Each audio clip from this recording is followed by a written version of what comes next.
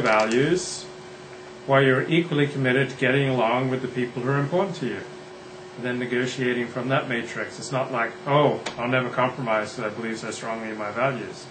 But you have to maintain your integrity, know what you will not do and what you will do. Because it's like girls in porn. A lot of girls in porn. Here we go. They'd say, like, I only do go-go. And many of them would stick to it. So they would have like a long career and they would never take one penis. So that's like an example of like sticking to your principles. Okay. And then other girls say, I'll do gangbangs but no black guys. So, and they would stick to their principles because they'd have fathers or, relatives in the South who would like not be happy. No, that they're fine with, yeah, 30 fine white with guys. double anal, but no black guys.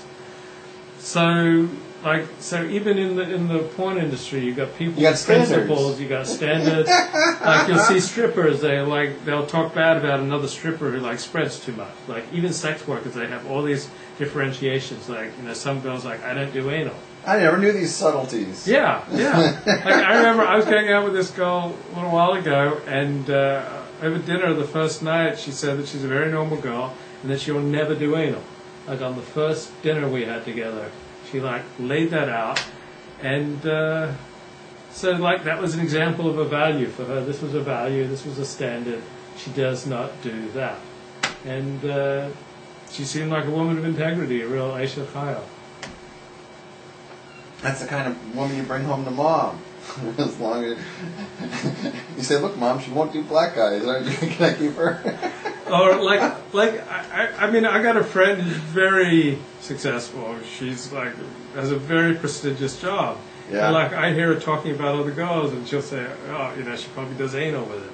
Like so, for her, like she's got standards. Again, she has things that she's committed to, and keeping the back door closed to entrance is one of her values. And like she seems to be really strongly committed to that. So she might do like married guys. No problem. But she won't do the back door, and so that's like she's decided. Yeah, so that's like the standard. So it's not good when parents play favorites, but they often do. And schools and businesses are often operate like families operate. So in every business or in every school, they're like favorite children, and they're like the rebel children. So be it in a school or in a job, I keep playing out the rebel role. I tend to keep replaying the role that I had in my family growing up. As the youngest kid, I was the rebel. So your relationship with your father will profoundly affect your career and your financial status. Your relationship with your mother will profoundly affect your relationships.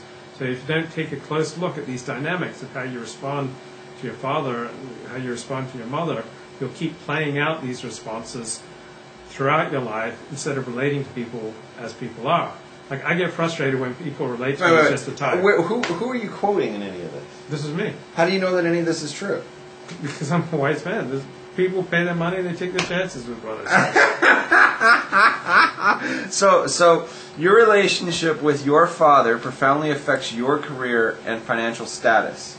Who says that? You just say There's that? a psychiatrist who wrote a book on it. Oh, I see. So he wrote it, or she wrote it, and therefore He wrote it, yeah. That's true. Well, I believe it's true. It's yeah. good to quote people when you make these.